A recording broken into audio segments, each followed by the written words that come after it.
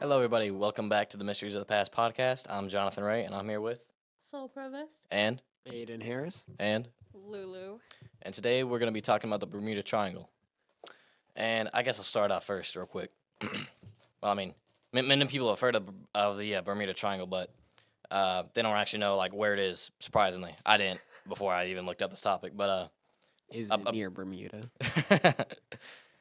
yes, it is. And basically, it starts at I think like Fort Lauderdale, and then it goes to I don't know, somewhere in like Cuba or something. I could be wrong on that. And then it goes to the, I think the British island called Bermuda, fittingly, you know. Anyways, uh, I think it covers over like 100,000 square miles or a million square miles. I don't know what it is exactly, but it's a big area, you know. Mm. And basically, it's talked about so much because they have like these ships go here and these planes go there, and it's like they just disappear without trace. You know, it's like usually when a ship disappears it's like, oh, obviously it sunk, you know, but then when they go to find where it is they don't see it anywhere, so that leads many people to believe that's like sea monsters and stuff or whatever. um, but there's actually a lot of famous stories, and a lot of people actually think that the the first like instance of the mystery of the Bermuda Triangle came from actually like Christopher Columbus, you know, because it was like he Christopher Columbus recorded in his on his trip to the the New World that he actually witnessed. There was like weird lights. It wasn't lightning per se, but it was just weird lights. You know, like kind of like weird UFO type lights. So maybe aliens were there back in 1492. You know, and and basically. He also saw that the waters were like way rougher. Like it wasn't no ordinary like choppy waters. You know, like usual that you get on like sea adventures. But it was like they were like really like they were like really choppy, you know. Anyways, and but yeah, he also recorded that there was like a fireball. So unless that was like a meteorite, then you know. But that's like the first instance I've heard about. I looked up a story about Flight 19. Did anybody hear about Flight 19 or read anything about it? No, what is it? So, Flight 19 was a group of 5 U.S. Navy torpedo bombers who were running training exercises over a coral reef, which it was called the Hens and Chicken Coral Reef, which was right between the great island of Bermuda. And um, it talked about how they took off from Fort Lauderdale, that they were supposed to just go out, drop these bombs, churn back around, and come straight back. And about an hour and 45 minutes into the flight, the the lieutenant, the main lieutenant of the group, he was struggling to like his navigation system wasn't working right. Everything was like going crazy, and um, they were trying to send out radio transmissions, but nothing was going through. And the story said that about an hour and 45 minutes in, one radio transmission came through from one of the pilots, and they were saying that they could not find any land. And they stated that the pilot's transmission, the tone of his voice was very concerning. Um, so that was one of the things that I had looked into. It said that after a short amount of time of them not receiving any more transmissions, they sent out 2 extra rescue jets to go out and find them, and those guys got lost. Mm. And so one of the things that they were saying is that let me see here. In the following weeks, it says that they were sending out like countless ships and more ships and planes, and they did about a 250,000 mile search of the water, but no one was ever found. Now they don't know why this took place, but one of the explanations that was given, they had said that so one of the notes I put down, it says some say that it's a magnetic hotspot that causes navigational instruments to lose its function, right?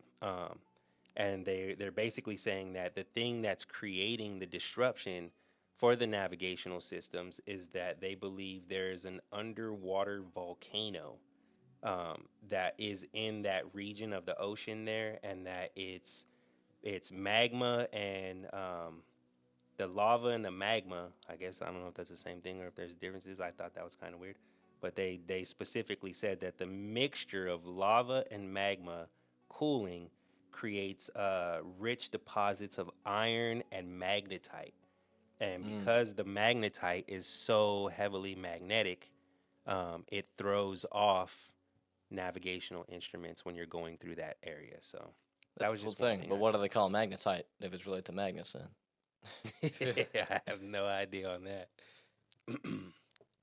Another thing that they mentioned concerning this specific topic or case, I should say, it said that a possible cause as well for all of this craziness happening would be methane blowouts. What's that?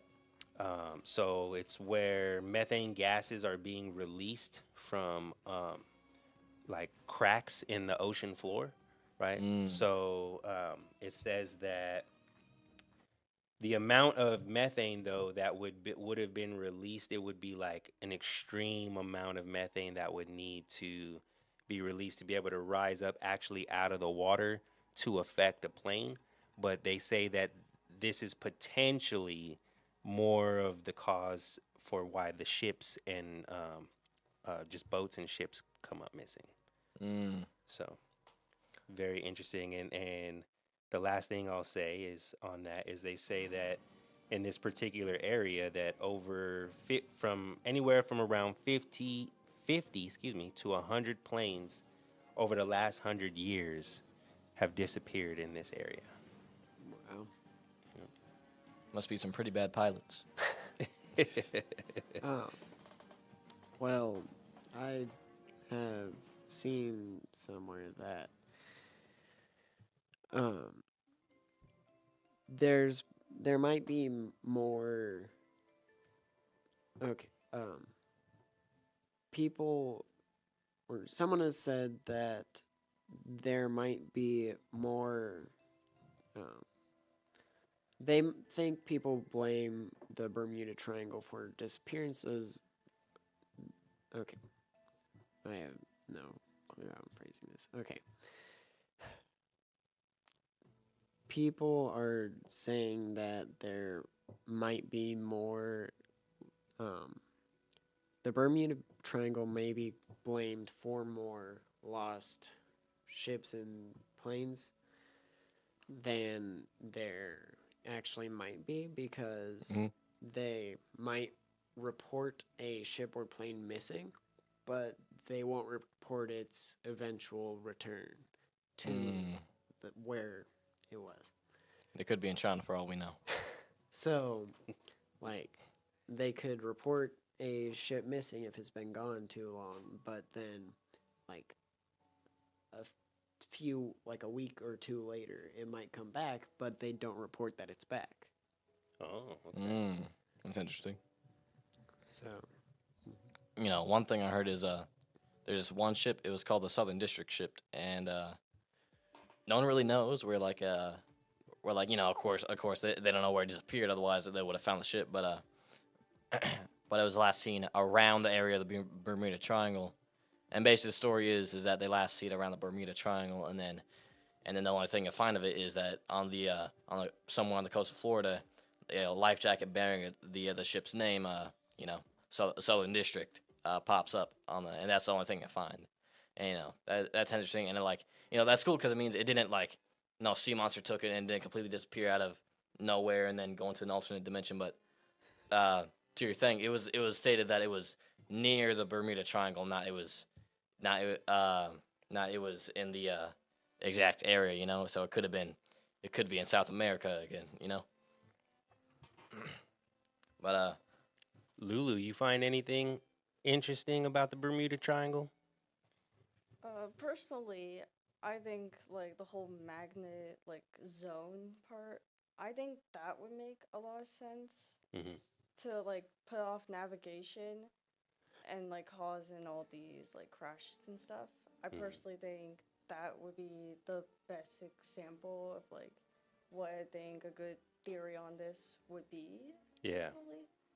Yeah, that's what I thought too, that it makes the most sense because like the story I was reading about like it just kept talking about how there were some transmissions that were coming through, but the majority of them weren't. And like periodically, when one would come through, they would hear like one of the pilots say, we're supposed to be heading back west, right, to get back to Fort Lauderdale, but they think that they're actually going west, but in all reality, because their compasses and everything are off, they're actually heading north, right? So just the amount of confusion, right? They could not figure out, are we going north? Are we going west? Are we actually going true north, or are we following like the I think it was the difference was like true north and like geographical north or something like that.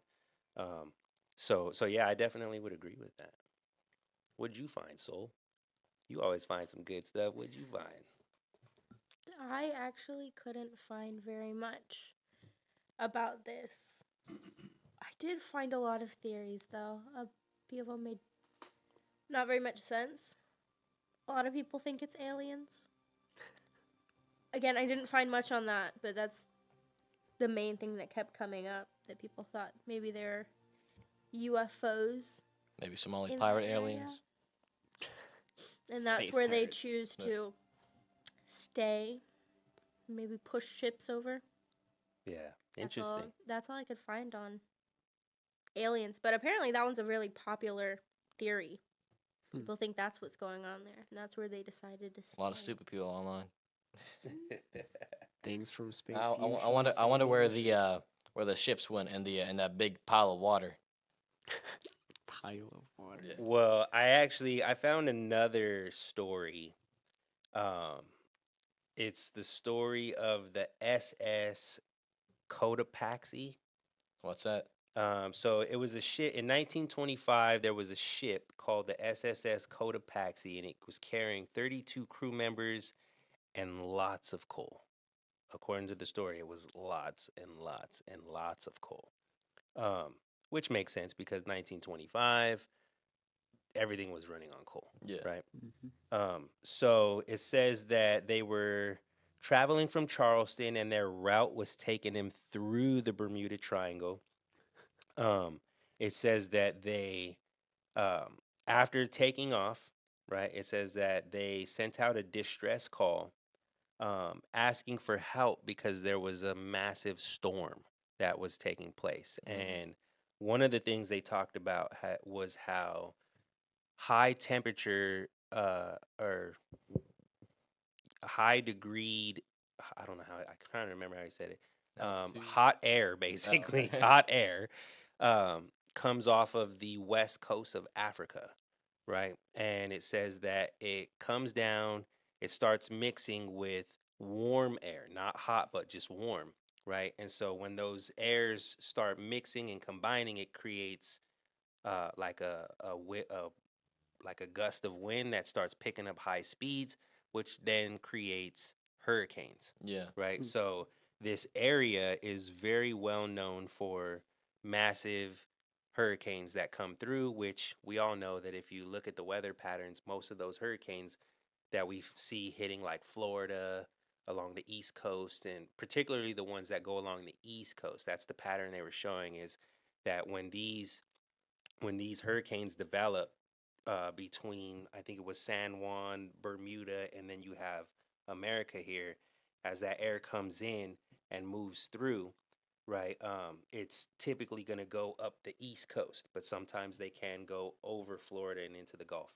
But the point is this ship, the SS Cotopaxi, they sent out distress calls, and a couple hours later, there was no communication. That was the last contact that they had. No matter how much they tried to send out messages, and then it says that 90 years After the disappearing of the ship, they found it just wandering and floating in the ocean just off of Cuba, and the Cuban Coast Guard are the ones who they're the ones who found the ship. They said it was rusted out completely, but there was no evidence of like anybody dying on the ship or nothing like that. No Just skeletons. everything was gone. No skeletons, Mm. nothing. Everything was it was just an empty ship full of rust. Ghost ship. So, what do you think about that? Right, that would be pretty insane, right? This boat that almost 100 years ago was sent out a distress call. Um, being that it's going through this storm, you would think it would have sank, right? Yeah. But I then think to over the 90 years it would have sank. right, like how does the bottom not how does the top rust out, but the bottom doesn't create rust where holes form and it sinks? That kind of blew my mind. I heard that all the crew members' last words were "Help! Help!" Wow. I heard there was a ship called the USS Cyclops, and the captain sent out a distress call, and what was it? He like actually no, actually I got the story mixed up, but what happened was the ship just completely disappeared. Everything was going fine, and then boom, nothing. And then there's no more radio transmissions, nothing. And then the ship disappeared. The crew members were never found. The ship was never found, and it was weird because the ship's captain of the Cyclops never sent out a distress signal. So it's like, you know, I can see how some people could believe that they didn't just sink into the water. You know, because like, if you're drowning, if the ship's sinking, then you might send out something, or try to save yourself. But again, on top of that, why people don't believe that it's just the ship sinking. There's actually this one ship called the Witchcraft, and the Witchcraft had this I think it was like this air capsule in the boat, and there was like a lot of air in it. Just like how modern cruise ships have that little air capsule at the bottom that's like the entire size of the ship, and they had that basically, and that would basically make the boat unsinkable. And what happened was the uh, the captain of the Witchcraft, he sent out a message that said he sounded completely calm, and he was like, we hit something in the water and we need to be towed back to shore. So then they had their location, and then so they went out to the exact location, and the ship was never found. And the people weren't found either, which is completely strange because the people should have been found because they had flares, they had those floating seat things, thingamajigs, and they had life jackets. So like, it's like they must have been like taken with the ship under or whatever. And another thing I heard is that if they did sink, then there's like I heard the Bermuda Triangle has some of the world's largest like underwater trenches, and so a lot of the ship vessels are probably hidden under there somewhere. Yeah. One of the things that's always piqued my curiosity with this, especially once we started looking into this, was I wonder how many ships are at the bottom of the ocean, Yeah, right? And excuse me, if all these ships truly are sinking in this area, right? Why? I don't want to say that they haven't because I didn't look into that like fully, but I feel like we would be able to have a lot of evidence already in this day and age, right? yeah. Especially with like the technology we have, all the submarines and the what are the smaller ones that go in that you could do like personal ones? Or would those also be called submarines? Yeah, no idea. Or drones. No, I'm pretty sure drones. Do you know what I'm talking about though? Like for instance, there was a story recently where there was some guys who tried to go down into the ocean and it literally the pressure crushed. I think it's called the Ocean thing Gate in- or something. Is that what it's called? Oh yeah, yeah, the ship that want to go see the Titanic, or another It story. might have been. I forget where they went exactly. I know this was actually fairly recent. The point I'm making though is I forget there's like a specific name for the like type of vessel that they used. It's like a little miniature submarine. I can't think of the exact name. Yeah, it was called like a plastic bag or something. Right. But I feel like we should be able to go down there and investigate, right? And Yeah. and really figure out if all these ships are really down there. Yeah, and another thing that's somewhat terrifying to think about is that if the bodies did sink down to the very bottom, then they probably would have been pulverized by the pressure down there. Because human bones aren't made to survive that amount of pressure. Right, right. At least I don't believe so. We could try to send someone down there and see if they come back up and see if their bones are fine. Right. Well, most sea creatures that live deeper down go through like gigantification, which Yeah. they have to be bigger to like resist the Yeah, the pressure. pressure. Yeah. Well, what's that one big fish that like the fish in Nemo where it has that little blue light and it lights up and it shows us these terrifying like teethers. But I know which one. I anglerfish? think it's like an anglerfish, right? Yeah. Yeah, yeah. Yeah, it's like I don't know why God made those things, but like, damn. I love them. They're my favorite animal. Well, fish. I love them. I think they're really cool. Why can't you put like a cat or a Also dog or pretty something? sure. No, Also because pretty those sure. are boring. Anglerfish are so cool. They got like the little light, that hangs in front of their face, and they're also blind. They don't need to see. They don't need to see. Everything's pitch black down there. I don't know. I think it's neat. I think it's cool. Pretty From what sure I it's- understand, I know we're a little off topic there, but from what I understand, that little light that it emits, it's supposed to uh, uh, like I don't know, paralyze them. I guess like not necessarily paralyze their prey, but it like captivate like a moth Yeah. drawn to a flame, right? Deer in Like the headlights. attracts smaller. Yeah, like fish it or makes them different be things. like, ooh, wow, check that out. What is that? And they're like, let's go see. Oh, I just got grabbed. Yeah. And it's like far enough away from their face where like little things that they're trying to eat, like they can't see them enough. Mhm. They can only see the light. Yeah. Yeah, and I think it'd be pretty terrifying. Like the last thing you see is just a slightly illuminated shadow of these little terrifying creatures like Jaws. It's like, yeah. That's funny. I thought there was like a complete like airliner that went missing over the Bermuda Triangle, but I couldn't find it. I thought it was like just some big, modern day airliner that has like a couple hundred people and it just went missing. Well, I did read. I read a story. Excuse me. And I'm kicking myself for not writing the story down, but I do recall some of the information. It talked about it was more of a military plane, but they did have like civilians on the plane, and the pilot. I'm drawing a blank. I remember recalling the story, just not every detail. But in a nutshell, the pilot, um, he had stopped in it left from Portugal, right? And then they stopped in San Juan, which is the normal place where they're supposed to stop to refuel so they can finish the trip over the Atlantic. And do you have this story? Mhm. Okay, I'll let you explain it since you got the details. Well, I'm just gonna read it.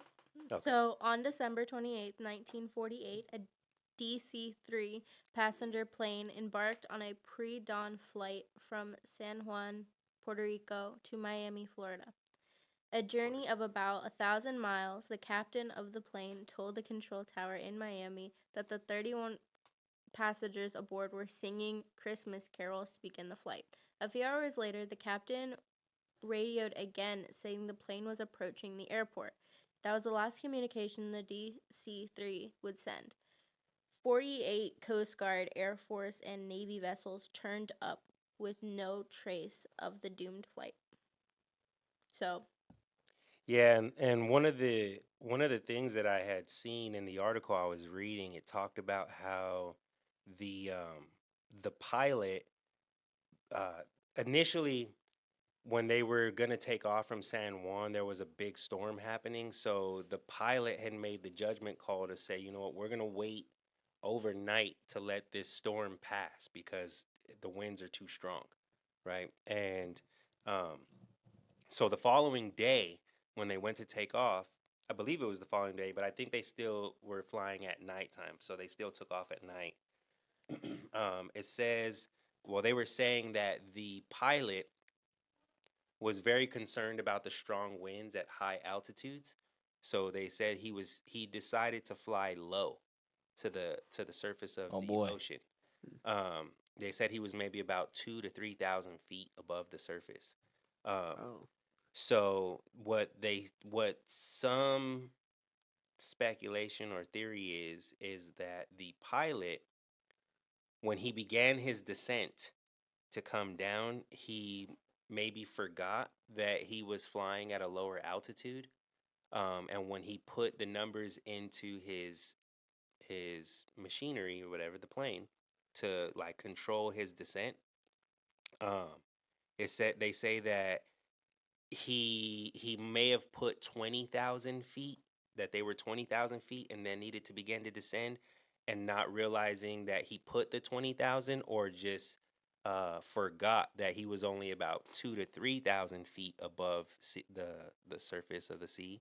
And um, because this thing's flying on autopilot and it's descending on its own as it's making its approach, um, and the fact that they're flying over the ocean, so it's pitch black, there's like you can't see anything.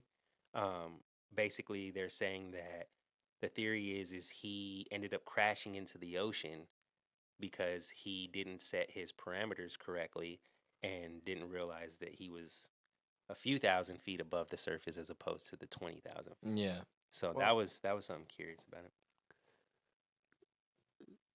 I'm pretty sure there's also like an instrument that shows how high you are above like the Right. ground or Well, something. this is 1948, right? So um maybe it just wasn't as advanced as it is now. Yeah. They Maybe. could always do the rock drop test where you like, drop a rock and wait how long it takes for it to make a sound. Right? Well, Why I'm don't they not try that, sure- huh?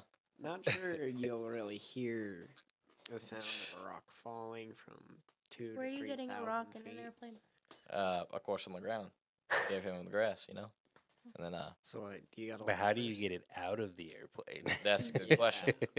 Well, I'd assume you take the exit of the airplane, then you drop it, and then you close the door right back, lickety split, Well, how are you gonna hear it?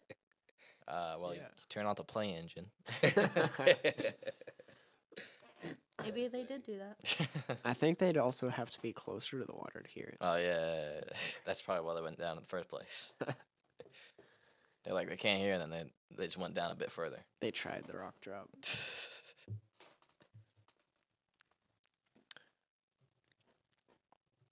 Any other stories you guys want to share?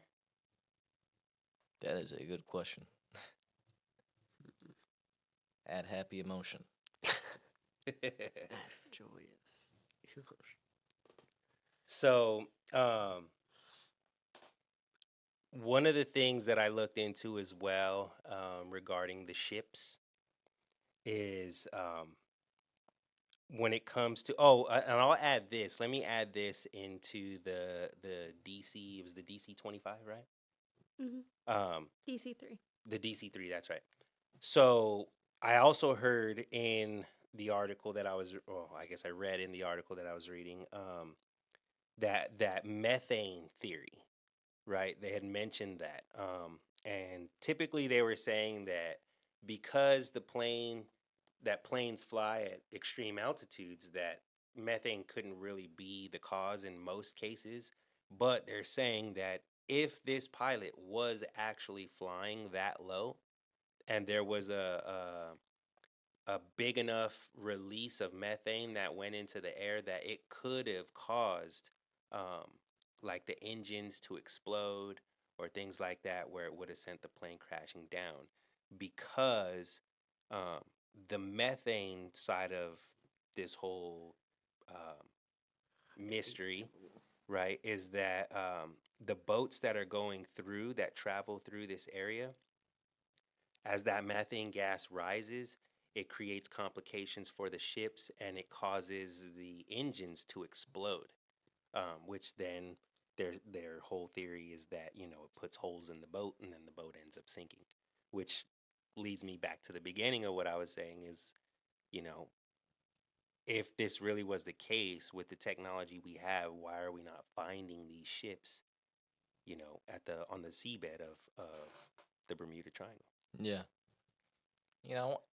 I've never really known how deep the Bermuda Triangle seabed is, because like I think I heard somewhere that they would only check like around the surface area because that's probably where they likely would have been. But yet again, I don't know, how low the seabed is because they might have sunk all the way down, with a lot of the ships and stuff. Cause like, but if they are at the seabed, then they'll probably never be recovered again because the pressure down there is too much. And then the what's it called like what's the thing with the Titanic where it's like the ship's like too decayed or whatever, so even they pull it up, it's just gonna decompose because all the bacteria is gonna eat away at it. Hmm. With like access to oxygen or something like that. I don't know what it is. I'm not trying to sound smart here. Oxidization, I think it is. Maybe. Did I say that right? Yeah. Oxidization. Nice. Or Very oxidation or nice. something. Very nice. But yeah. I think that's gonna have to do for this episode of the Mysteries of the Past podcast. Thank y'all for watching. If y'all want, send us to like your grandma's toe or something. But share anywhere you like. And yeah, that'll wrap it up for this one. Bye.